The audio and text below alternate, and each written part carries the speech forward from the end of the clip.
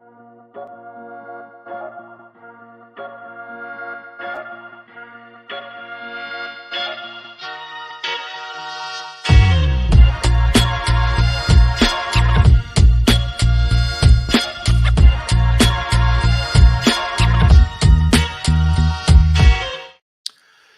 everybody. Welcome to Flicker Effect, episode 436. I'm David Lotz. Joining me, as always, is Bobby Jackson. How's it going, Bobby? It's going good. Good to have you back this week, David. That's right. I kind of forgot I wasn't here last week. Oh, yeah. Well, hey, I'm back. Also here, and a big welcome back to Yasha Wilson. Hey, what a welcome for that. That was awesome. Thank you so much. I mean, it's good to be back, everybody. I'm excited and ecstatic and also sad to be talking about Shazam 2 tonight. So let's dive in. Oh, wow.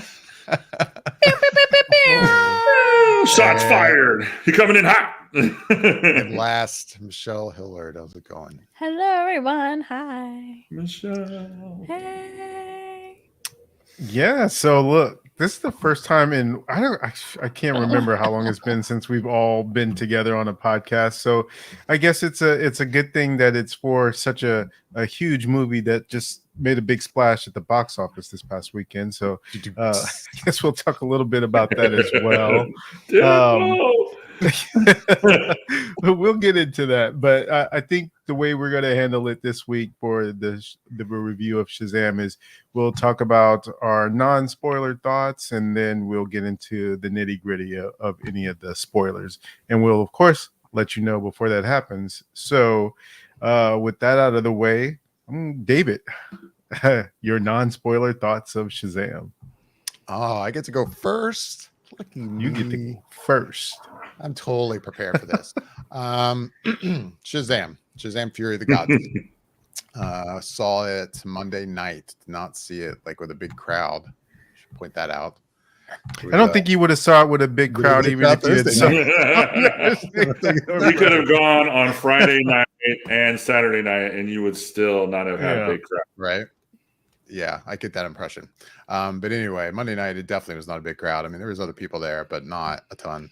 I mean, to quickly recap, I was a big fan of the first movie. I remember seeing that for the first footage for it in Hall H for the first film, thinking, oh man, this looks like it's going to be solid. And it was about what I expected. It was quite good overall.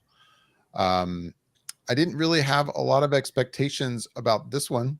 Other than hearing reactions out there in the world before I saw it. And I will say my reaction coming out of the theater was, it was fine.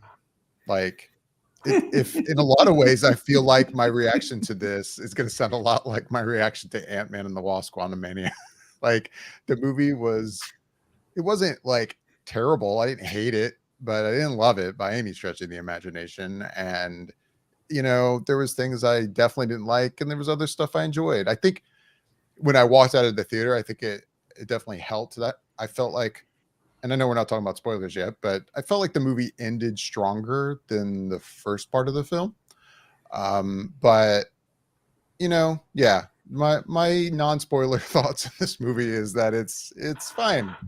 And then the more I've thought about it, the more I've kind of gone, oh wow, there's also a lot of stuff that just also doesn't work for me. I mean, maybe stuff that didn't work for me when I saw it in the theater, but then the more I think about it, it just kind of eats at me. So I mean, with that all being said, I mean, yeah, I'm saying the movie was fine, it's not terrible, but I wanted the movie to be a lot better, so I'm highly disappointed in this movie. Could I recommend it to anybody? No. Like, if I talked to someone that was like, I really enjoyed the first film, and I've had a couple people already saying that to me, and I'm like, I mean, you never know. I mean, and I also am gonna, you know, I think it's worth noting that in the theater we were in, you know, no, it wasn't a ton of people. It was definitely not a packed movie theater, but there was it was, I don't even know if it was half full. I don't know. But anyway, there was a decent amount of people there, and there was a lot of reactions to jokes, a lot of laughing that I was not reacting to. And I was like, I will say the people in here seem to be enjoying this. Like, that was the impression I was getting, at least from a loud minority, if anything, in our movie theater, that maybe I am in the minority. I mean, I haven't checked the audience score on Rotten Tomatoes today. I know I heard it was actually higher than the first film, but yeah, that's my quick non-spoiler thoughts on Shazam: Fury of the Gods. It's fine, but it's going to be an interesting spoiler discussion. So, It's fine, but is it though? is it? It's So Michelle, how did you feel about it? Are you simpatico with David, or because sometimes you guys will have a pretty similar opinion to certain things, and then there's those ones where I'm kind of surprised that you have the opposite opinion. So I'm curious how you fell on this side of Shazam this time, especially knowing how you liked the first one. So Yeah, curious. and I really did. I really enjoyed the first one. I thought the first one was a solid film, solid comic film. I mean, is it as great as seeing a Marvel film? No, but it performed well in my opinion. Like I thought that the acting was good. I thought that the storyline was good. I thought the villain was a little one-dimensionally, but overall solid starting out of the gates. With this one, I had to say I definitely fall more in line with David on this one. Maybe a little worse. Like, at least when David left the theater, he was saying that he thought it was fine. Even when I left the theater, I was kind of like, that was poor. That was not good. I think your reaction was like, I wasn't really giving a reaction out of the theater. I think you were saying, well, we made it through that. Yeah. And I was just like, yeah, but I wasn't kind of revealing my hand. I was definitely kind of going, wow, so that just happened. Michelle, I feel like because of your made it out love, on the other side. Michelle, I feel like because of your love for Zachary Levi, you're really playing this up just a little bit more than what you want to, because your initial reaction to what you're saying right now, it does not sound like you liked it, but I know how you feel about Zachary Levi. Well, and to be clear, feelings aside for Zachary Levi and whatnot, I will say, actually, I think he and his performance was actually the strong point of this film. I think as a whole, he was really kind of the glue holding it together. And all I could say is, and not spoilery, but, I think I'm happy for Helen Mirren to be able to have fun and do a fun film for her. I'm sure for her, she was like, this will be fun. And I'm glad she enjoyed making it, because this is not her thing. You are being so gentle right now. I'm being so gentle right now. This is not her thing. Kind of the same with really just everybody else in this film. It just wasn't good. I wouldn't say that this was a horrible film. Like, when I think of a horrible film, I think of like Aquaman. I think like there's, I really didn't like Black Adam. I would say I enjoyed this more than Black Adam. Like, it's definitely a step above certain films, but not by like stretches here. I think especially the first half of the film is the weakest point for sure. Yeah. I could say the first third, second third, not great. I think it does come around a little bit in the last third of the film. I would have to say that much. I think it's much stronger than it had for most of it. I feel like the effects, there was really only one special effects that went down in this that I thought, wow, this is cool. This is excellent. And then the rest of the special effects I thought was kind of okay, I guess so.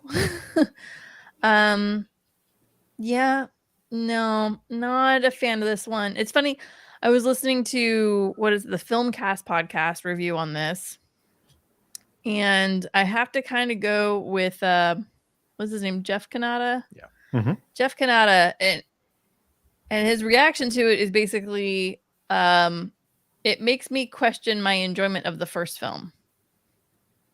And I would agree with that sentimentality. solid sentence. That's a solid It is. sentence. That's It a makes solid me sentence. question my enjoyment of the first one. So yeah, that's where I'm at, and we'll talk more in spoilers. So I think I will say in response to that, because I listened to the same thing when I heard that. I mean, I enjoyed the first movie, and that's not going to change. I mean, I don't, even if this movie didn't go in the direction of things that I kind of wished it would have, and I'll get into that later. Like, I don't know. I mean, I still enjoyed that first film. I mean, do you really feel like now, after having seen this, like you would watch the first movie and not enjoy it as much? Like, is that, I mean, I don't know, maybe. Wow. Well, Yasha, it's been a while. So I don't remember how you felt obliteration about the begins. first movie. So how did you feel about the first movie? And then, of course, let us know how you felt about Yeah. Fury of the Gods. No, for sure. I'm happy to give a little bit of a recap.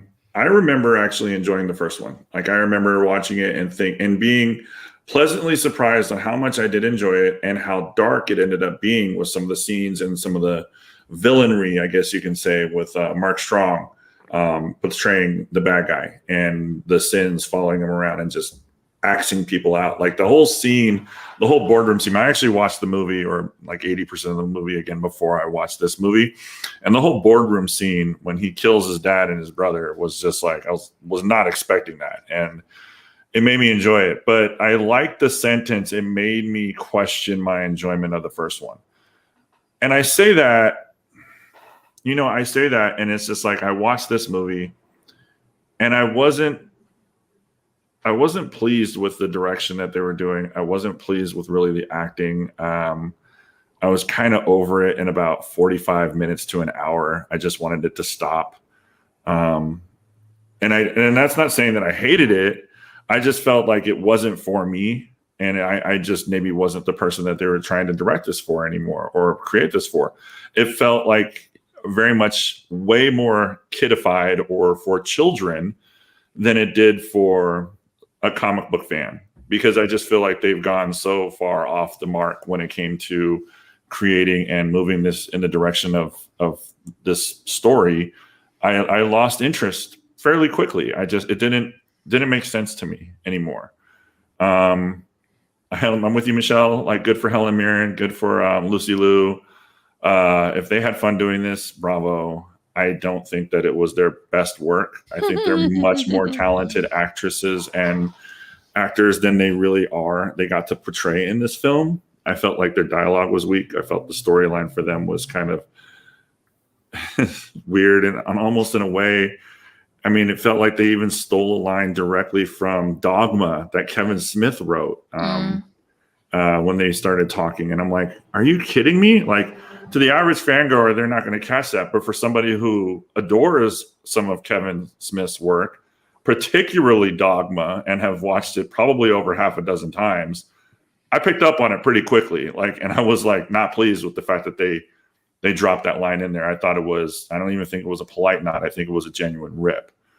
I mean, I'll make this short and sweet because there's really not much else to dive into.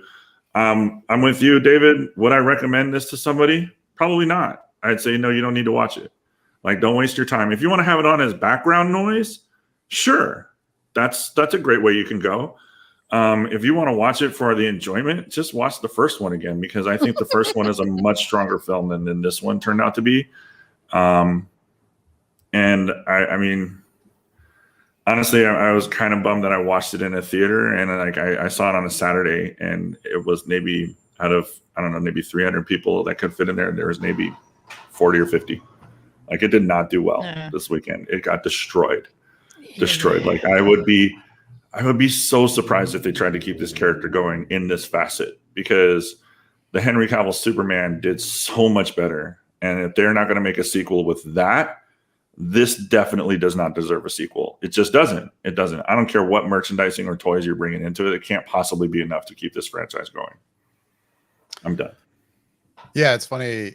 I was telling Michelle before we saw it Monday night, like, just the way our schedule is right now, long story short, like, it's easier to see a movie, honestly, on a Monday night for us. Now, with that said, of course, there's some big release, like something I've got to see. Well, we can make arrangements to see it like Thursday night or Friday night. But Shazam, I mean, going into it, it was like, I want to see Shazam. I'm looking forward to Shazam, Fear of the Gods, but I can see it Monday night. It's fine.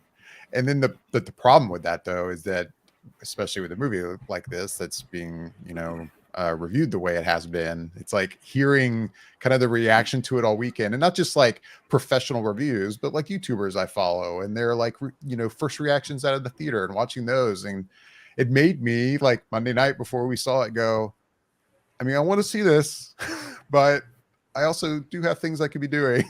Like, do I want to see this? It's like I have errands that I could run, and I could probably focus on maybe cleaning my shoelaces. That's right. A chore that I need to do. Let's put it into perspective like this. Okay, so just not to be off topic, but I want to say this. I got a chance to see Scream 6. I missed Scream 4 and 5, but I watched Scream 6. And major plot points of that movie where I was like leaning over to my friend and was like, who is that? What are they doing? And I found myself laughing at inappropriate moments in the theater when not everybody was laughing. And I enjoyed that more than I enjoyed watching Shazam. Yeah. Well, I guess that leaves my thoughts. Yeah, exactly. Bobby, so help me God, if you come in here and say that it was great, I will be done. I will be logging off right now. I swear, so help me God. Oh no! If you're gonna be that, if you're gonna give it that much leeway, I will lose. I think we're about to watch a friendship end here. I will lose my fucking shit. I will lose my mind if you give it that much leeway. I don't even know what to say. I'm going to question our friendship. Bobby does err on this cautious side of being kinder to films, I will say. No. At times, there are times when he really dislikes something, and he just goes ballsy, and he just and he lets us know that he's like, this was bad. But it's like, I'm reminded of, this is what makes me laugh and makes me so happy to hear sometimes when he doesn't like something, because he starts off so gentle sometimes, and he's just like I remember his review for Fantastic Four, and it was so funny to watch him intro it. He's just like, I was trying to really not pay attention to the reviews and the comments and the online people. I went in to the movie and I really wanted to like it, and it was just bad. It's just and he just puts his head down and he just starts laughing. It's just like, it was bad. And I know it takes a lot for all of us to just really be like, it was bad, but it takes an exorbitant amount of energy for Bobby to just say that was not good. And he dove all in and just completely destroyed that review, and I love it for him. But I love him for it. But man, let's hear it, Bobby. What do you got to say? All right, so I'm kind of with you guys in terms of the first movie. I did enjoy that first movie. Shazam had been something I had been looking forward to since it was first announced, because I remember reading the comics as a kid and just thought the concept was really cool, just because there's that big aspect to it, and just that you have this kid and then he becomes this larger than life version of himself with powers that can rival Superman. So it was ripe for a good family size movie that would just be something different than the normal superhero type movie. So that's what I thought was good about the first one. Although once I actually watched the first one, I liked it, but I still had some issues with it in terms of some of the things that they did with the character. But that aside, I think that overall, I liked the idea of it. I thought it looked good, and I thought that going into a second movie, there could be room for improvement. So this second movie, it was kind of interesting just because, like David said, there had been a lot of build up towards it. And then, of course, we have all the news that's come out within the recent weeks in terms of a new regime and what does that leave these other movies, and is there anything that's going to go with this version into the new DCU and all that stuff. So I found my level of excitement not really there for this movie. I wasn't really super anticipating it in a hurry to go see it. So for me, a lot of times that's like almost a good situation to be in, because then you can kind of go in with these lower expectations and then be pleasantly surprised because you're not really expecting much and hoping for much. And that's sort of how I was going into it. So for me, it was like the best situation where it's like, okay, I'm not asking for much. So um, whatever you do will probably make me happy. So going into it like that, what I gotta say for this film is that I was ultimately, um, I wouldn't even say disappointed. I just don't think that it was a good movie. It just was for me.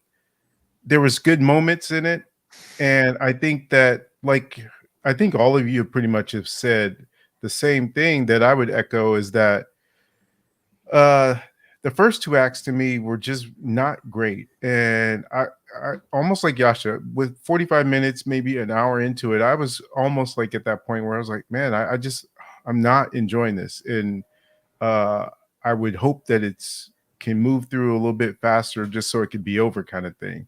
And then the third act comes up, and it really kind of, I won't say it saves the movie for me, but it made it a little bit of a better experience towards the end than the first two parts was.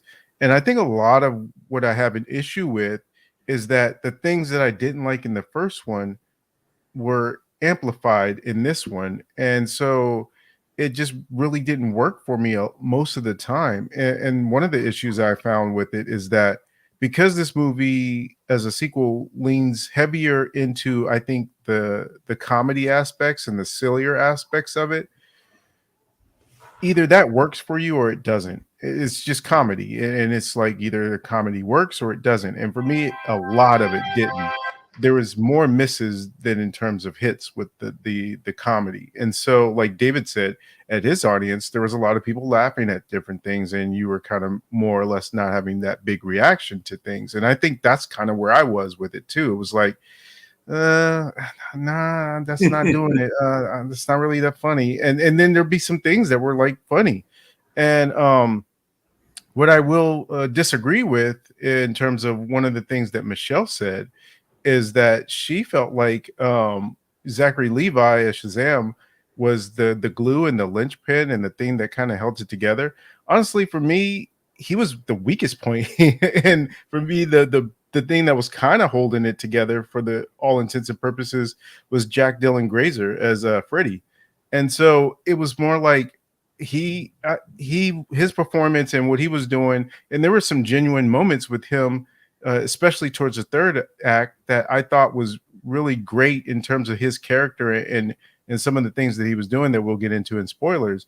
But yeah, to me, I just walked out of this movie and I just had this feeling like, man, I had hoped that it would win me over, and it did the exact opposite and did worse than I thought it was going to do. So it's not, again, like you guys have said, it's not something I feel like I would recommend to someone. It's something that I would say, wait till it comes out on HBO Max and watch it there. And like Yasha said, have it on in the background. Maybe you have a good time with it. And who knows, maybe you might have a good time with this one, because there are sort of like, to go back to something David said, there are YouTubers out there that I watch, and some of them had a good time with the movie and enjoyed it. And so that's what kind of had me on the fence in terms of whether or not I would enjoy it, because there's some people who watched it that I usually can say, okay, I kind of get some of their vibe in terms of some of the things that I like that they like. So maybe I will like this. So it was one of those things that really felt like a toss up in terms of going into it. How would I feel coming out of it? And unfortunately, I came out on the other side of it not really enjoying it. And only then there's some good moments in it and some good scenes and some little bits of level of comedy that I like, but not enough to win me over in terms of that win-loss column. So yeah, it's unfortunate because it sucks to see, you know, for a lot of people, while I did like Quantumania, I know a lot of people didn't, obviously, by the box office and the returns and stuff. But for a lot of people, they didn't like that movie. And then this one comes out as the next comic book movie, and then they don't like this one. So it's like, man, you know, it's a it's a sad state in terms of where we are with the comic book movie genre. In terms of where we're on a run, it seems like, of people not really enjoying a lot of the movies that have been coming out. And so what the next one is Guardians, I think. And so hopefully that turns things around. But at this point right now, I can see a lot of people really not enjoying what we're getting from Marvel or DC. So it's a shame. But yeah, this one just didn't hit it for me. I mean, in all honesty, be patient, because Fury of the Gods will probably be on HBO Max in about a week and a half, based on how it's doing in the theaters. Yeah. Like, I mean, it's. I was just It looking. wouldn't shock me. I mean, I was just looking at the numbers, and to open for $30 million domestically, the first one opened at $53 million domestically, so it didn't even do well. Extravagantly or exorbitantly well the first time it came out, Right. but it had legs to keep going, and it did well in the theaters. It did 140 domestically, and then 227 internationally, for a grand total of 367. This movie has barely made $70 million worldwide. And as we've talked about before on this show, when you do the numbers, statistically, movies drop off at least 50%. Right. The second weekend. So we're looking at possibly a $15 million follow-up weekend for Shazam! Fury of the Gods. They're not going to make their money back if their budget was $100 million. There's just no way. Well, and on top of that, they're going to be going up against John Wick 4 this next weekend. So they're totally screwed. The only thing that could ever save them financially is going to be, I know there's a huge following for Shazam in South America, and all you can do is pray that the Asian markets are extremely kind to help pull this film up to actually get it in the black. Basically, that's not going to happen. I mean, it's not like they don't have anything else going on in the China markets right now, in the Asian markets. So, like, right. I mean, Exactly. they're screwed. And again, with John Wick 4 coming out, forget it. Like, I mean, it's over. Keanu's going to dominate this weekend, $100 million weekend, probably. I would not be surprised. Yeah, I think they're predicting 70 million at least. So. Yeah. I'm gonna call 90 right now. Yeah, if they're predicting 70, I'm leaning with you, Michelle. I'm thinking more like 85, probably 85, maybe $90 million weekend. Well, I'm looking forward to spoiler talk, because David and I have quite the conversation going. Oh, so you guys talked about this without us, huh? All right, fine. Just one aspect of it, and it's not really spoilery, I don't think. No, I mean, we can talk about it right now. Yeah, we could talk about it now. So I mean, if you want to, I can bring it up before spoilers or after. It doesn't matter to me. Let's do spoilers. Let's get into it. If we all got our thoughts out there, then let's get into spoilers. Yeah. So anyone watching right now, if you have not seen the movie, go out and check it out, maybe, and then come back and watch this part. Or if you don't care, then just keep on watching. So kick it off, David. What you got? I mean, it's a minor thing, really. And it's actually something that, well, how to bring this up.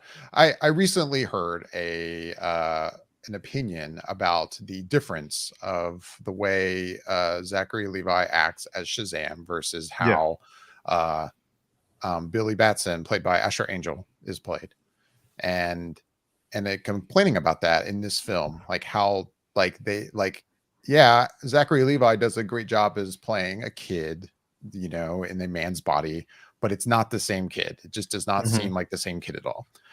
And the funny thing about that, to me, this is just my opinion, is that was actually probably one of my few complaints about the first film. Same here. I very much in that first film thought there was a major difference in the way that Asher Angel played Billy versus how Billy apparently is acting as Shazam. And in this film, I'm not saying that it's like spot on now, but I mean, there was a scene, for instance, early in the film, I just remember watching thinking, okay, actually Asher Angel and Billy seems to be acting a little more kind of like a kid than he did in the first movie in this particular scene. And now with that said, I mean, Billy Batson is not in this movie very much. It's really Shazam most of this movie from what I remembered. So I just thought it was an interesting observation when I heard it, that was a big complaint about this film. And I'm like, that, to me, honestly, that was the problem with the first movie. And if anything, in my opinion, I felt like it was improved upon in this. That was my take. And then I agree. I'm So on the opposite side, honestly. yeah, so I don't even know if I'm on the opposite side. I think I'm almost on like a third side of this in a weird way. Like, I feel like in the first film, Asher Angel was playing a 15-year-old boy. And I feel like Zachary Levi was playing a 15-year-old boy. And I think they both did a good job of that. Was it the same 15-year-old boy in the first film? I'm going to say debatable. I think I need to rewatch it.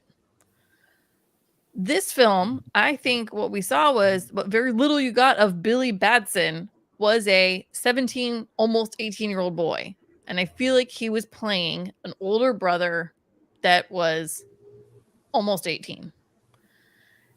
And Zachary Levi did a good job playing a 15-year-old boy in a man's body.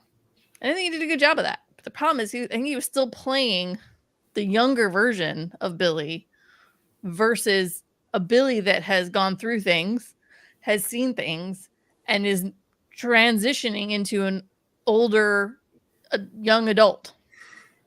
So that's where I think the disconnect is, in my opinion. I think for me, in the first movie, Shazam acts like he's 12, and in this movie, he acts like he's 12. But yet Billy is 15 and then 17 / almost 18 in this movie. Right. So Yeah. it's very odd to me that there's no change in the way that Shazam acts. And so I think that's why I could see it a lot more, I guess, in this one, more so because, like you said, David, Billy has very little screen time. And so it stood out to me a little bit more because of the little bit of screen time he has. Yes, there is that one scene, but outside of that one scene that you mentioned, for the most part, he seems pretty okay, rational. Like when he's at school talking to Freddie or whatever, he seems fine. And so it was like, but outside of that, you're seeing him mostly as Shazam, and he's mostly just acting super immature and young. And so it just seems so weird to have that as the main character. And this is probably the one and only time, I don't know that I could say this, but I could have done with less of the main character, as in Shazam, Zachary Levi, and more of the secondary character of Billy Batson, Asher Angel. I so agree with that. But it shouldn't be that way. You shouldn't have to say that. So it's a weird thing. And the thing that I noticed, what also made it stand out to me, is that I feel like the other Shazam family members, when they are regular and then when they are super, they seem the exact same. Darla looks like Darla when she's a kid and when she's her older person version of herself. Yeah, they all seem very much themselves. But yeah, I was thinking about how her older actress played a little girl, and she did it really well. It was very believable. Yeah, it was very believable. It was very good. Sorry. Yeah, so that just made it stand out even more to me. Yeah, and so it was just sort of a weird thing. You got also with Freddie's character, and then him playing, what is his superhero name? Captain Every Power. Captain Every Power. Yeah. They seem like the same, like in terms of where he was at in his level of quirkiness and silliness and self-confidence, but like amplified knowing that he's a superhero at that point. And so, yeah, it just seemed like that didn't work for me in the first movie, but it most definitely didn't work for me in this sequel. And I think what I feel is that I think Zachary Levi is playing a good teenager. He's playing a good 15-year-old, in my opinion. And I feel like the directors should have said, hey, Zach, you're doing a great 15-year-old. We need you to be an 18-year-old, basically an 18-year-old. You need to be a senior. You're no longer a sophomore in high school. You're a senior. You are about to graduate. You're about to age on to the next phase of your life, because I feel like if they had come across that way, he probably would have been much closer, I think, in the sequence to him to Asher's Billy, I think. But that falls down on the director, in my opinion. The director should be giving him the, hey, this is great, but that's not what we're going for. We need this. And that's what the directors are there to Well, give you Yeah, direction. but I would That- say, like, Oh, having good. not been on set, like, I think it even more so though would fall in line with the way the character was written. Also true. I Yes, mean, totally.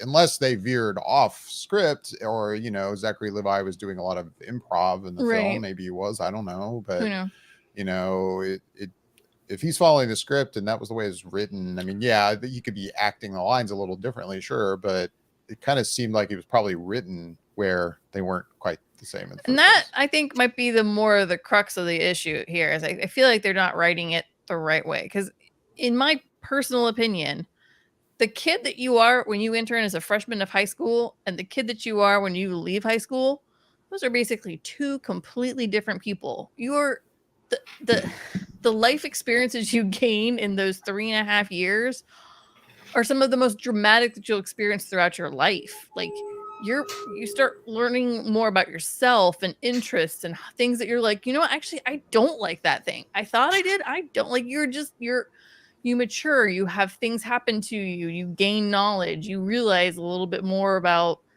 morals and life. I don't know. Like I just feel like there's a big change in a kid at that time frame, and I feel like unfortunately we're not getting the older almost on my own kind of kid. That's my I think this one goes back to what I said about Ant-Man and the Wasp: Quantumania. It was interesting to me at the time that the backlash that movie got, it was falling a lot on the writer's shoulders, Jeff Loveless, and didn't hear too much about Peyton Reed getting too much blowback from it. He was the director. On this one, it seems like David F. Sandberg is getting all the heat, and none of the writers are getting heat. So it's odd in the way that it seems like it gets framed around the person that is, I guess, getting the most traction. Because with Peyton Reed, maybe it was sort of like, okay, he directed 2 other ones and we like that one, but Jeff Loveless, he's getting the heat because we know he's doing this and he's also doing the movie for Kang Dynasty. So it's like the attention, and he's on the hot seat because he not only did that one, but he is also doing a future one. So it's like we know Peyton Reed isn't directing the next one, so he kind of gets off the hook.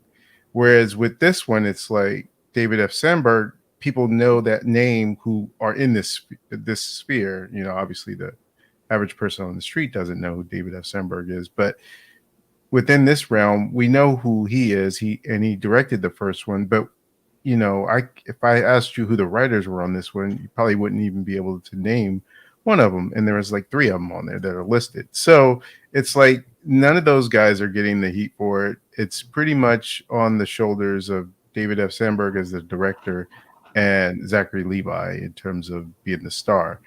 And I think that for me, it was one of those things where the difference between Quantumania and this movie all comes down to the way the humor and the story kind of hits you. And I found that within Quantumania, because there's more that I liked than I didn't like, I was willing to forgive certain things that I could see as a point that where people would say, well, this isn't great or this isn't great. And I'd be like, I agree with you, but I still liked it anyway. Whereas with this one, because of those same issues and the comedy not quite working for me, and some of the way that certain things are structured and in story points where there's a dip in logic, you point out things and then you start to see little things, and then those little things become issues as well. And so then it's like it really sours the overall experience because some of the bigger things that don't work make you start to look at even some of the smaller things that you might forgive in a different situation. I don't know if this is a smaller thing or not, but it definitely was something that stood out to me when I watched the movie. So there is a point towards the third act of the movie where everything is sort of laid out here that it's dependent upon this staff in which you can use it to take someone's powers away. And there's a point within that third act where I forget the character's name, but played by Lucy Liu. She's on the back of this wooden dragon, and then Shazam is trapped in this bubble with her. And there's a point in which he has the staff, and I'm like, she's trying to go after Helen Mirren, and her back is turned. And I'm like, shoot her! Like, take her powers away right now. What are you doing? And he's just like watching. And there was like things like that. I was just like, what is this movie doing right now in terms of like the logic in which it's using that you're supposed to just buy into or overlook? And there was a few times like that where I was just kind of like, well, that's just dumb. Yeah, this makes no sense. There was another time with the staff where they took it away, and Shazam goes to toss it to Freddy. I'm like, why are you tossing it to shoot him and give him his powers back? Like, why are you tossing it to him? And she caught it, and then they had the staff back, and I was just like, okay, all right, maybe I'm overthinking it, but it was just stuff like that just started to really annoy me on top of the other things, and so it really started to just kind of eat at me. And I don't know, maybe I'm overthinking it, but yeah, it just really started to bother me. No, I feel like I just said you're really not overthinking. No, you're really not. Like, I feel like there's just all those situations like that. They all just add up, you know? Like, yeah, it just, I mean, I guess they're just hoping that the audience makes the thought that like, oh, well, maybe he just doesn't know how to use the staff properly. Or, oh, well, because he's the hero, he's not going to basically like, quote unquote, stab someone from behind. Like, is that what's happening? Like, are we just supposed to, you know, I'm with you. Like, none of that made any sense. Like, he should have just been using the staff and kicking butt and taking names. And that's not what was happening. And I feel like there's just a bunch of there's almost too many examples throughout the movie of like things that you go, that logic makes no sense unless you're a complete idiot. And I feel like those moments happen all the time. The more we talk about this, all I keep coming back to is it's gotta be the writing, because it's like, you know, you have characters like Mary, the oldest of the children, right? And in the first movie, super mature, super has her head on her shoulders is with the program. And it's almost like she regresses in this movie and like isn't mature really compared to what her first level was. Like, I don't know, it just is weird. And it's like the writing just seems really weird. And then there's just stuff that's in this film that just, I'm like, there's really not a reason for this scene. I mean, I think it's this, but if that's the whole reason between having this scene, that is a really dumb effing reason, you know? Like the whole scene where they're on the rooftop and they've got Freddy captured and the teacher comes up. The teacher's like, whoa, what's going on here? And then they basically just make him commit suicide off of a building. I'm going, that was not necessary at all. If the only reason you're doing this was to establish that these are really bad ladies, that is a weak argument for basically making somebody commit suicide. Like on film. That particular scene, like that totally rubbed me of the film, it just didn't fit. Not at all. Like I really expected a whole like how we didn't actually kill him, and I'm like, oh well, no, he really did die. Like, oh yeah. Like it was odd. It was a really odd moment. Such a it was not like a tiny little little bump in the road. I felt like I almost hit a wall watching that scene. I was like, what the that is, I'm sorry, but that is messed up. To go back to the director, you know, I mean, you know, for those who don't know, David F. Sandberg, mostly his background has been in horror films. And one of my other complaints about the first movie was that tonally, like it was odd. Like you have like a conference room like murder scene in that film, which when you're talking about a movie about a boy becomes a superhero and it's kind of fun and he's learning how to use his powers and it really feels like a kind of movie I'd be like, I take my kids to see this. But that scene was dark. That scene was dark. And I remember thinking, I don't remember how. I mean, that was 4 years ago. No, you were bumped on it back then. No, my point being is that my daughter was even younger then, and I remember thinking like she could watch this movie even her young age, but I would never show her this movie because not only were those like bad guys, like the demons, really just kind of disturbing looking, but like that scene was pretty messed up.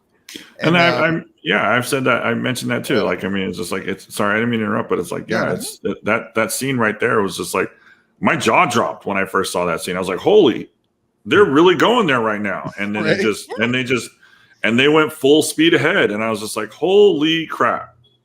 And then in this movie too, that scene felt really tonally off from the scene that you just mentioned about the suicide was like, okay, like the first scene, like the whole, like them whispering into people's ears and they get the dark eyes and they start attacking. Like, I don't know. It wasn't as bad for me, but like those creatures we see later in the film, like especially the winged, like demon looking, whatever the demigod things were. Yeah. I'm like demonic angels. Now we're going like not full on like horror movie territory, but it's like still again tonally, it doesn't feel like the same kind of film. I feel especially the suicide scene. Yeah, I feel like the first scene was fine until they turned them to stone, and then they're just like tipping them over and like, okay, that person's just shattered and dead. Oh, okay. Oh, that dude just got tossed into concrete by his head. Yep, he's dead. Like, and I feel like if I'm watching John Wick, cool. Yeah, obviously that's different. Slaughter away. But I feel like this film tonally is just all over the freaking place, man. Like it wants to be a superhero movie about kids that are superheroes, and we have a lair that's basically like a kid's playroom, and we collect all our toys and random crap is in here. We can decorate it however we want. We're all super immature, and we all immature, and it just like. But then it's stuff like that that's like, whoa! It's like, very jarring as an audience member to be like, I'm in this one mood, and then whoa, there's a shift. Like it really pulls you out of it pretty quickly. And I think there was one other thing.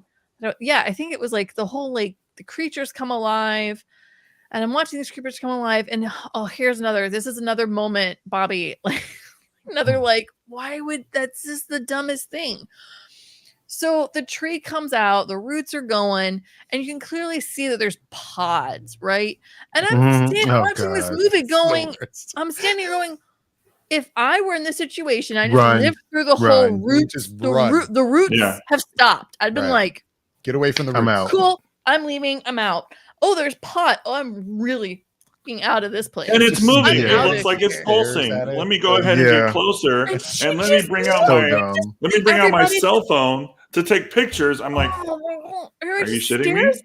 At these pods, and I'm thinking, there's nothing good coming out of these pods, people. Why are you not running for your like? No, I was happy when she got killed.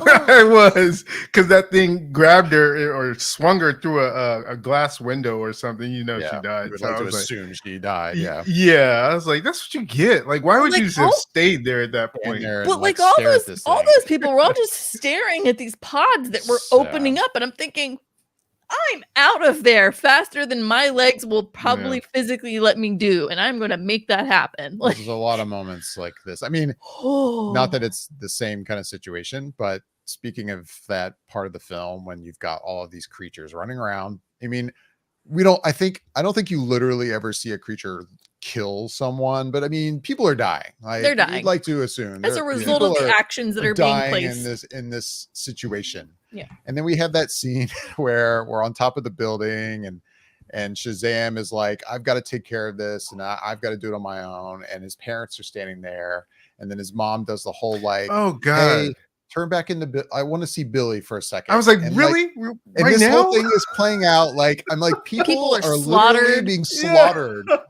by the hundreds. Thousands like down below on the surface. And like she's like, I want to see Billy for a moment, and she has this talk with him, and the whole time I'm like, are you fucking kidding me right now? Like, how is this? How are you like, Mom, I gotta go? Like, people are dying down there. Do you hear the screaming? Do you hear the screaming? Because I hear it. Like it's nonstop right now. You see that person that just got like yeeted over your head into Right. another like area code. Yeah, I gotta go deal with that. Like there's things happening. And then the one thing that frustrated me about the ending that was the Doomsday ending. I was not a fan of how that ended. That bothered me a Oh, lot. are we The gonna talk about total. the secret reveal of the magical person that comes at the end of the film? Is that what you're talking about? Wait, what No, I I'm don't think talking that's what he's about. saying. No, I'm talking. Well, yeah, the Doomsday ending with the magical person at the end. Fine, that person coming, or the fact that he's flying through holding a staff directly to the bad guy, and that's how he has to Okay. kill the person. Oh. It was almost like a cut for cut shot rip from Batman Yeah. versus Superman. Yeah. Yeah. You know, Yeah. it's There's so many issues with this. what's interesting to me is that I did say that there was things about this movie that I liked, and one of the things I liked that I unfortunately felt like they just sort of introduce it, don't do much with it, but come back to it towards the end, is the whole idea in the theme of what the movie could have been was this idea of Billy finding his family and being reticent that they're going to leave and go away. And they could have played with that theme a little bit more if they would have had that actual character in the movie more. But you know, it's all Shazam most of the time, and so Right. you're not dealing with that. But it would have made for a more interesting story if you explored that a little bit more. The framework was there, but then they just sort of abandon it pretty quickly and then kind of come back to it later on. No, you bring up a valid point. I was gonna bring up, I feel like there were little like tweaks of storylines dropped in throughout this, and then they're never explored again. Like, you know, Mary saying that she's working to help bring home money, blah blah blah blah blah, and then later on she's like, "Wait, you bought the house? I didn't know you bought the house. What's going on?" Like she's completely oblivious to the situation. Not that That you doesn't know, make I think sense. not that parents have to include their kids on everything, but if you have a daughter who is working to bring home money to help give to you, wouldn't you clue her into it? Hey, sweetie, so thank you. We appreciate the money you've earned for us, but we're gonna be working to buy the house. So yeah, thank you for that. And we're gonna help do this, and then we're gonna start working on how to get you through college, blah blah blah blah blah. Like that storyline, totally a miss. And then just her being like there's a lot there. There's so many little storylines I think get dropped in, and then they just get poof blown to the winds. So then I want to ask a question or two, and I mean do genuinely mean question. Like maybe there's something I missed and it was explained, and because maybe I just wasn't enjoying myself, I didn't pay attention. But when it comes to the sisters, I mean, is there a reason like Rachel Zegler's character is so much younger looking than the other two? Okay. They make a joke, but I mean, yeah, it's definitely they do. touched upon in the film. Like somebody Yeah. makes a comment about it, like you just said. But other than that, like, Okay. why?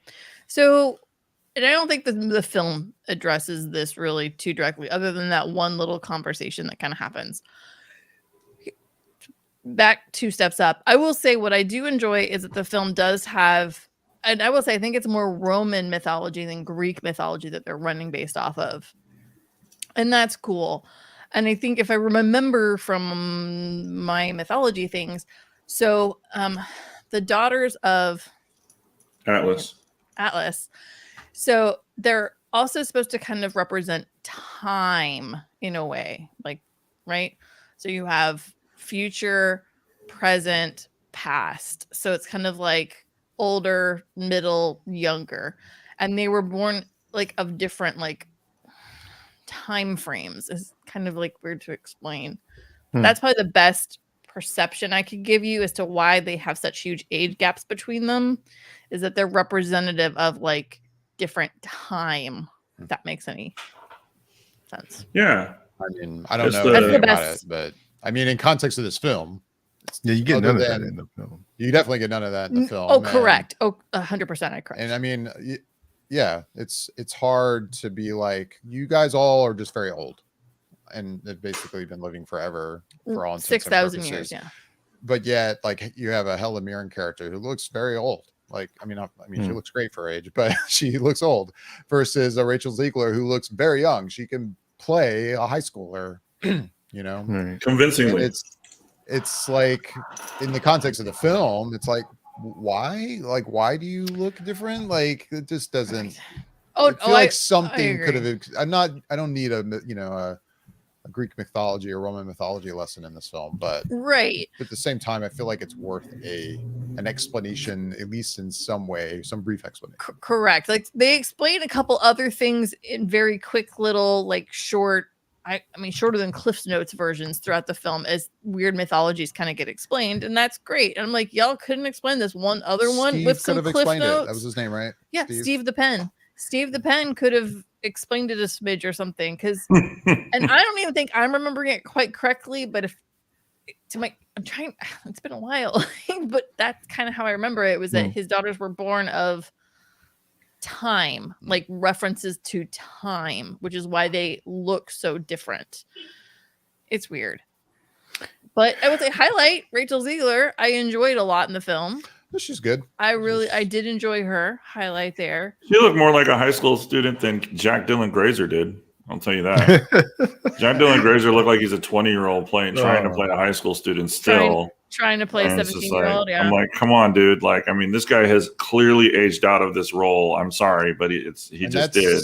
Like, as much as I enjoyed that first movie, and I think the casting overall was well done. I mean, that's the interesting choice about like casting even kids in that film that were as old as they were. You know, when you're going to at least make one more film, you know, right? and you got this situation where it's like, okay, when we say Shazam, we turn into our older selves, but superheroes, right? Like it's supposed to be them, but older. But like that also stretches like logic a bit when it's like he's almost 18 years old. Like he should look like him. Right. Like the actress who plays Mary is Mary in both. It's her playing both parts, which it wasn't in the first film, but now she's playing the. I thought it was in the first film. No, in the first film, different actress. When she said Shazam, it was a different actress. Yeah. Was it? Yeah. Oh, I thought it was the same. Well, still. Yeah, it's her in this film, and that makes sense. And it makes sense. Like, it should be her. She's 21 in this film ish, right? Like that's she's supposed to look a year or two older than. That's one of those. I mean, I get suspend disbelief kind of situations, but it also, I think, it could have helped to have had like in the first film kids that were at least a couple years younger, and then hear them be not as old as they are. You know, since this movie didn't come out for 4 years. You said you had a couple of questions. What are the questions? Well, that was the main question I had first. I probably have another one that I'm forgetting. I think the only other thing I was going to talk about was the special effects. I felt like they were kind of all over the place. There's a lot more to talk about. We could go on for that. Like, I feel like special effects wise, I feel like there were effects that worked well, and then there's some that just I was like, oh god, this is horrible. This is horrible. like what was a special effect you found to be horrible? I would say probably the creatures, I think, were the weakest link. Anytime there's a creature on screen, I felt like that was the weakest link. And I say that, and the dragon was actually pretty good. But the other stuff I thought was pretty bad. And what's interesting about that is the Cyclops. And this is what I just don't know. The Cyclops that they used looked different in style from the other creatures. And it looked almost like very similar to the claymation Cyclops from Jason and the Argonauts film. And I was thinking that the whole time watching it, going, this looks like the claymation Cyclops from Jason and the Argonauts, which was mythology. So that would actually make sense. I think it was actually the same studio that put out that film, but I don't know that for sure. I don't know if that was a purposeful thing or not. But then it's like you look at like the Minotaur, and then you look at the Sphinx that was there, and the other, not Sphinx, what's the other one? Anyways, there was a couple, they were all kind of weird, and they just didn't look that great. And I don't know, those effects didn't work for me. I guess I asked because I'm not saying the special effects are like out of this world, but I guess they were fine. I didn't really bump on any of the special effects as being like, none of it like took me out of the movie. Yeah. But I think like Anthea's skill, Rachel Zegler's skill with like being able to access thing that she did, where she'd move things around on their axes. That was a cool effect. Mhm. I was very impressed actually with that, with the moving of the build, like where she was able to move everything and distort everything. It was like, And the whole like it's her very moving ins- everything, but yet still in the end, still getting hit by the thing as it comes to the building is like, I thought that was actually pretty cool. I was like, When she oh, inceptionized everything. yeah, it Yeah. was like Yeah, all basically. Inception-y, Doctor Strangey in the next round. Like Right. it was, I thought it was actually, that was well done special effects. I was like, ooh, Yeah, that was cool. Ooh. I just don't know how that happened though. Like how Like that she bolt still hit her. Yeah, like she moved everything around and it seemed to work so well in every other situation, but for some reason that bolt still was Like, right on it's like- target. It's almost like it as it moves. The way I took it was like she did all this, but it's like it still took just Found the its right target. path. Like Mhm. she didn't quite block it or anything. It didn't get hit by a Yeah, building while it was mid-flight. I and guess because it felt hit more into the like building. it's something that for those who are familiar with Darkseid, his Omega beams have the Omega ability beams, to yeah. find this target. Even if they move, they'll still track on them and follow right. them. And it felt more like that than it did, just a straight beam. Whereas every other sense, when she fired it, it just went straight. And like if they moved out of the way, it still missed their target kind of thing. But one of the things that I felt like it's hard because I don't know if I'm doing a little bit of that thing where I'm doing where I want it to be the movie I wanted it to be versus the movie that it was. But it's something I had an issue with within the first movie as well, is that when Billy gives everyone in his family the powers, I had thought that was something that should have been put off a little bit longer, because in that movie, while I guess it works to that certain degree, I felt like when I first started watching this movie, it felt sort of overpowering in a way, and just like it lessened the idea of why do we need Shazam if we've got like 5 or 6 of them flying around. And it made me think like it would have been interesting more if he still had that as a secret and still had to maneuver that around his family while still having to deal with the fact that he wants his family to stay together, and he's feeling like he might have to leave, and he has this secret kind of thing. And it's I don't know, and maybe you guys can answer this question. I can't remember from the comics or either from this movie if they all have the same exact powers of Shazam or if they are different. Because to me, it seems like, again, me making the movie in my own head kind of thing, it would have worked better if each of them had more of the one letter that they would be. Like one of them has more wisdom of Solomon than the rest, and then one has more of the courage of Achilles, or whatever the case may be. If one of them just embodied that more than the others, Right. then it would make them more have to work together as a strategy, Correct. as a way to be able to overcome things, as opposed to them all being able to fly, all being able to, I don't know if they It's just differentiated Shazam their powers. multiplied. Yeah. And it seems like it weakens it because they're all basically the same. But Like I think the idea was that they would have one power that was stronger than the other, but it doesn't convey that. It doesn't come through No. in the film. I think that's the idea, especially when they like break it down. When Steve writes down, everybody's title and he breaks it down like that. I think the idea is that each person does embody a power, either more than the other powers that they also have, but it just doesn't come through the film very well. It just seems like everybody basically has the same stuff. They're just usually Right. they just And seem to I would lean think- into one a little more. Not that it's more powerful. It's just that they're like, oh, I'm more comfortable being super strong. I'm more comfortable with running super fast. Yeah. Whereas it seems like it would serve it more if, like, okay, Shazam has all of those things, but Correct. because he decides to share it with the family, he has a little bit less of all of those things, and it goes individually to more of the person that has these specific things.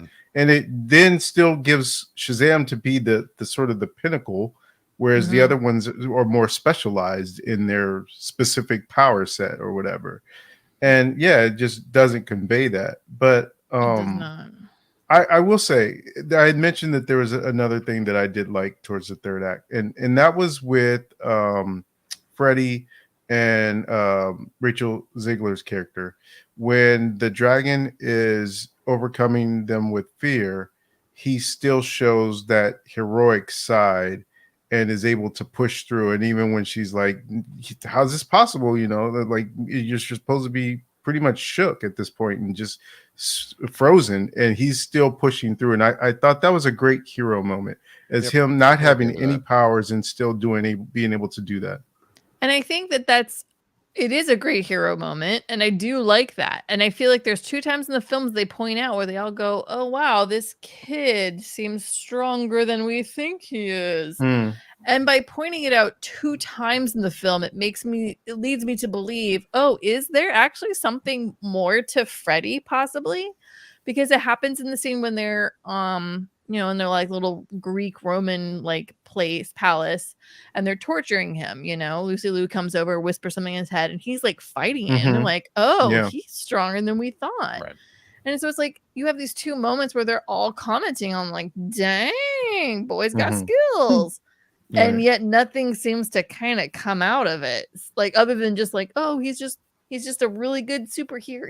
He's a hero at the heart, like at the core. I'm like, okay, like I don't know. I feel like that could have gone somewhere else too. These are the moments I feel like things get dropped and then nothing happens. I know one thing. I know you guys are trying to find the light side of this movie. One thing I particularly did not like, and I'm going to say this, and if I dig deep, maybe there's some examples where I'm being a hypocrite here, and there's times this works for me, but I hate the whole like fake death situation. Like, I mean, he dies in this movie, but then they bring him back, and I really just don't care for that. Because I feel like the other 2 situations would have worked better. Like, one, he could have just died. Like, and I think that actually worked quite well. I mean, because at first I was like, oh, is he really dead? And then it's like, oh wow, he's really dead. Like, okay, wow. This is the end I'm of the surprised you Shazam. questioned that, the end David. of the Shazam. Why would I didn't question it? Well, I never mean, questioned it for a second. I knew he was coming back. I just knew there was no way they were killing that character off. Yeah, not even for a split second. I knew it was going right too. But I mean, our situation with the DC doing a reboot, I'm like, why not? Like, why would you not kill him now?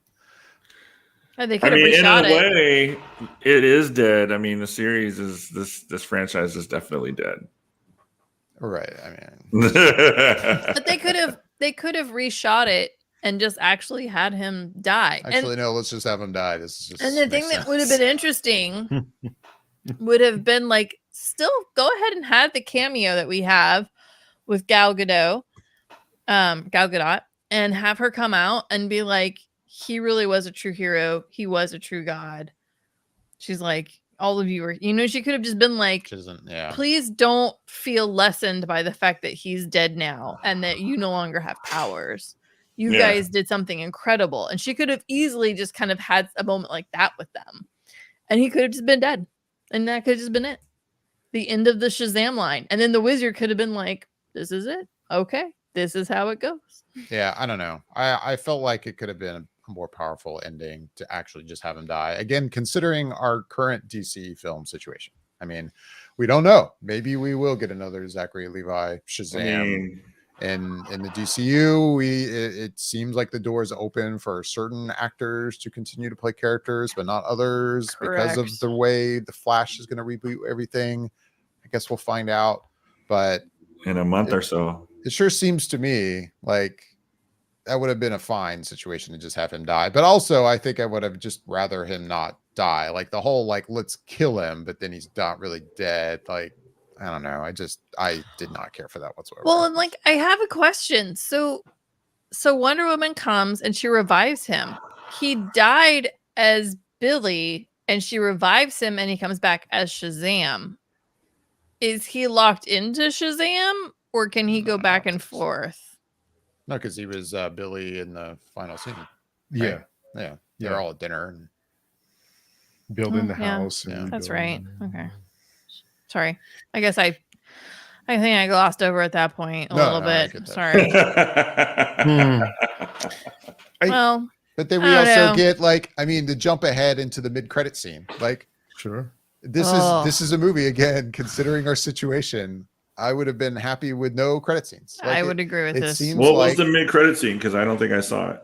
oh, Oh, there were so two. Oh Lord, there was a yeah, I mean, mid there's and a an mid end. and end credit scene. The end credit scene, actually, I say that, and I say that it didn't need any, but the end credit scene actually I'm fine with because it's really just fun and stupid. Like I'm fine with that end credit scene being there, but the mid credit scene, if you take it on face value, it's like hinting at the future, him joining the Justice Society. Oh, I did see Right. that. Yeah. And that whole thing, but I'm like, is there really a future here? Is there gonna be a society? Like, because if there's not, Mm, I mean, I get that this movie was shot under one idea, but just because it was, like, you could have removed the scene. Like, Yeah. Yeah. Could have. Mhm. you know, why not just take that scene out? Because Yeah. I Yeah. would be very shocked if we're really going to see a Justice Society movie with him in it or whatever is going to happen with him. Like, it was just really odd. And then it was another perfect example of him acting way, like, even younger, Way acting like a immature. 10-year-old. He's all like, Yeah. He's like, Shoot I'm gonna bottles, shoot like- bottles. it's just Like he's never so used bad. his powers before. I and he know, was it's just like it was seriously his that first bored. day. Yeah. I mean, like, I get that he was like standing Oh. there killing time, but like, really, that's how he chose to kill time. I'm gonna shoot bottles. It was I really feel like we odd. all age out of that at some point, correct? Yeah, I would think. And I would say too, like, and even though that second post credit scene was like you said, David, just sort of a fun tag there.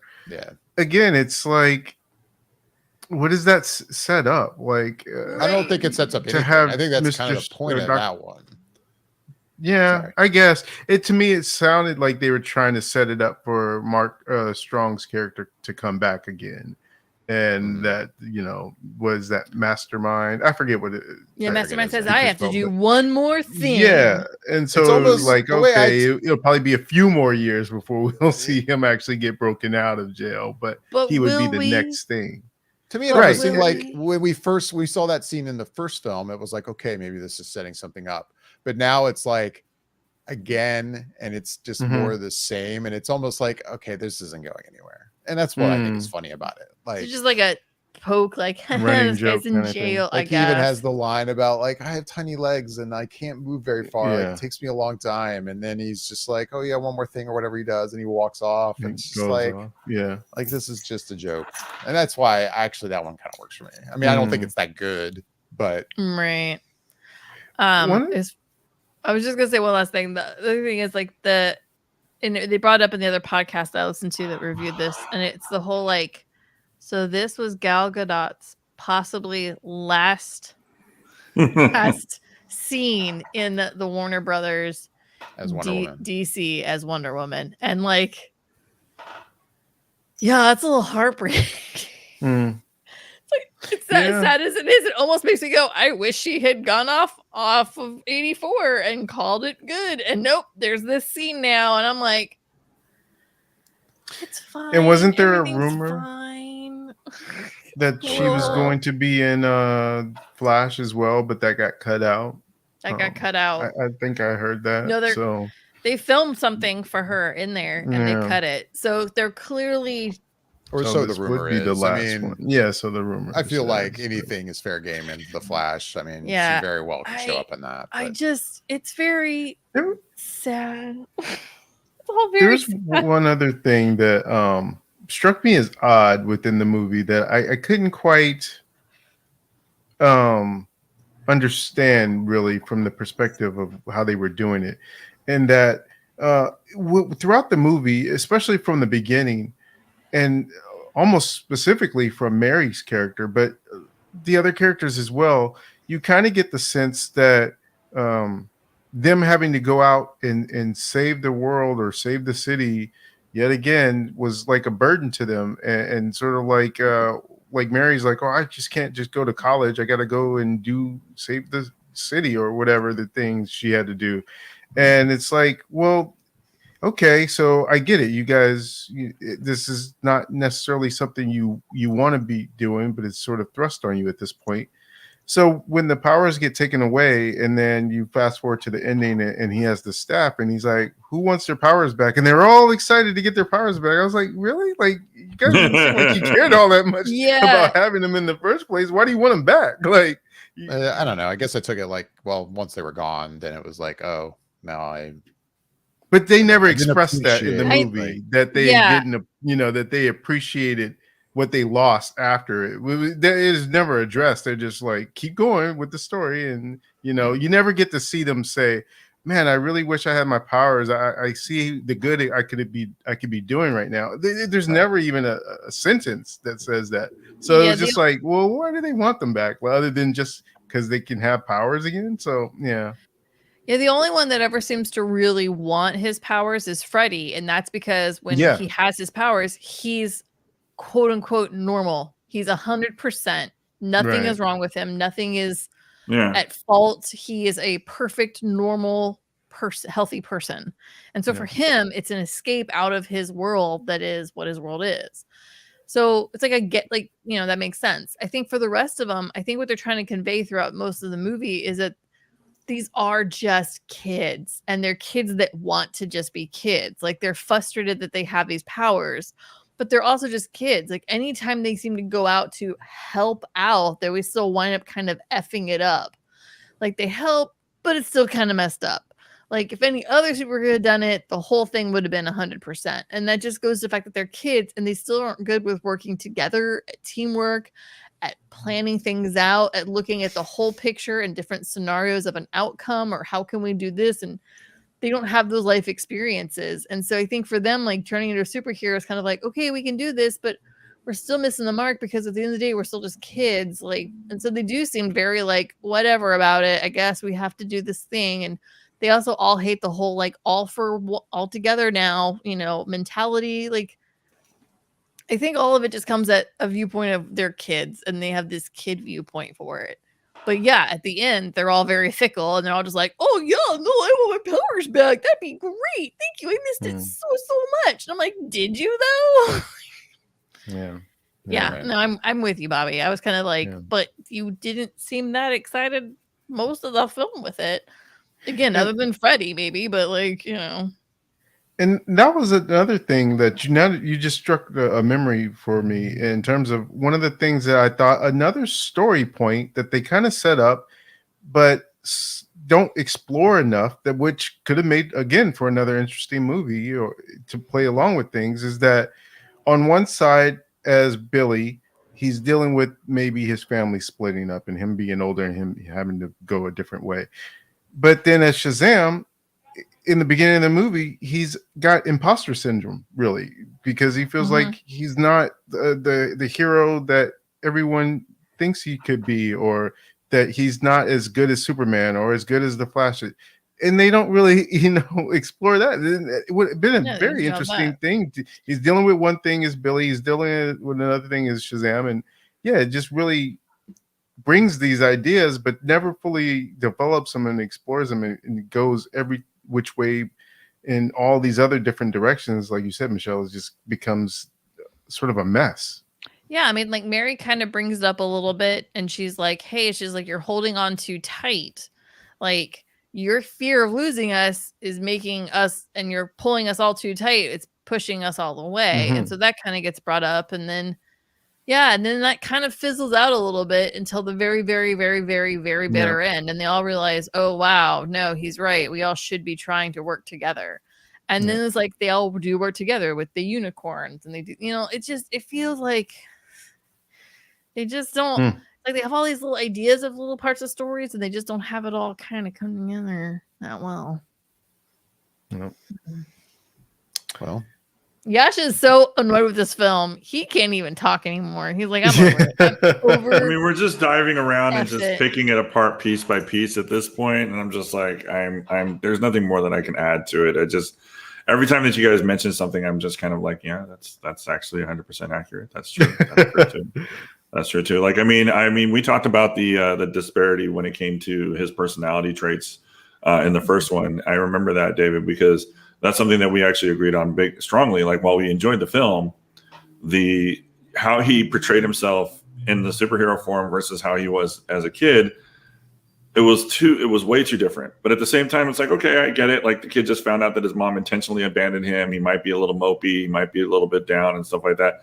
But then he's so upbeat when he turns into, Shazam. And he's just like, it's like, come on. Like, I mean, really? Like, you can't be a little bit stoic and a little bit more of a superhero type of thing. But it's like, for the most part, anyways, we're just talking in circles at this point, because it's just like, everything that we've talked about, I really agree with you guys wholeheartedly. And like I said, I wasn't a fan of the Doomsday ending with, him spearing the kid. And then on top of that, coming back to life. It was just like, I was just like, this is, like I said, I was over it in about 45 minutes to an hour. And I didn't even stick around for the second mid-credit scene. I was just like, no, I'm done. I don't need to know. I don't care. I knew in my heart of hearts, I was like, I seriously doubt that this is going to keep going in this franchise. Like, I really just don't believe it will. I mean, even though I feel like I was like, okay, the movie was fine. I mean, I was the same way. I think 45 minutes in, I was like, I'm not going to leave, but I could leave. I feel like it was even less time than that. Than I was minutes. like, yeah, I mean, 30 minutes, 45 minutes. I was like, I do have things I could be doing. There's other movies I could be watching. Things I could be catching up on. TV I could be watching. Yeah, but hey. The last thing I want to say about this movie before we get out of here is that it's ultimately such a shame that with this being more than likely the last we'll see of this character for quite some time, unless James Gunn has some plans, the fact that we had a DCEU and Shazam and Black Adam never fought each other, never saw each other, is just, it's crazy. It's crazy. It's absolutely crazy. It's insane. And for the lack of, for even better part of it, may not even know about each other. Like, I mean, it's just like, I mean, when you really look at it like that, it's just like, yeah, that's the fact that it's like having a Superman movie without ever addressing Lex Luthor or having him there. It just doesn't make sense. Yeah, like Zach doesn't even list him off as one of the people that is involved in the universe when he's talking to the therapist. He literally doesn't even mention him at all. And it's like, it would have been kind of cool if, say, like the last the end credit scene was moved to a mid credit scene, and then the end credit scene was like Dwayne Johnson as Black Adam going, okay, what's going on in Philadelphia? I'm like, I don't know, some acknowledgement-ish would occur. It would have been like, hey, now that's cool. Not that it's going to go anywhere, as we all know, but like, I don't know. Yeah, there's zero mention of the two of them back and forth existing. It's just, it's wild. Weird. It's wild. It's crazy. Wild. And I mean, it would appear, based on what we've been told, that in a lot of ways, this is the final DCEU film. Like, at least that's not at all connected to the DCU. Like, if the Flash is indeed the next movie and it's supposed to be like the transition, I guess there's still Blue Beetle and Aquaman, but but we still, since they come after the Flash, it's still, there still seems to be questions on whether or not those are like half connected to the DCU or not. Like, this is kind of like the end of the DCU, or possibly the end of the DCU with this film. It is so weird that we still have those two films. It's like, what's the point at this point? Like, I guess we'll just have to see the Flash and see. I mean, that's, I don't know. But, well, I guess we beat this one up pretty bad. I think we're good on this one. So if you're still watching or listening, I guess you enjoy us beating up Shazam: Fury of the Gods, so we appreciate it. Such a hot mess. Yeah, unless you guys have anything else, I think we're going to wrap things up. As always, we would love to hear back from everyone listening and watching. You can email us at feedback@flickereffect.com with your questions and comments. If you're watching us on YouTube, you can leave questions and comments down below. Of course, you can also hit like or subscribe, or hit that bell icon to be notified whenever we go live or post videos in the future. If you are watching this on Twitch or Facebook, I just wanted to mention, I don't know if this is going to be the last time we're streaming on those platforms, but it might be. So we invite you to check us out on YouTube. youtube.com/Flicker Effect. So please find us there. We'd love for you to stick around. With that, I'm David Lott. Bobby Jackson. Oh, we didn't hear him, but that was Joshua Wilson. And I'm Michelle Lillard. I'm Yasha Wilson. Wilson. Hey! Bye, There's a everybody. loud motorcycle. See you guys. Bye. Thanks for listening and watching.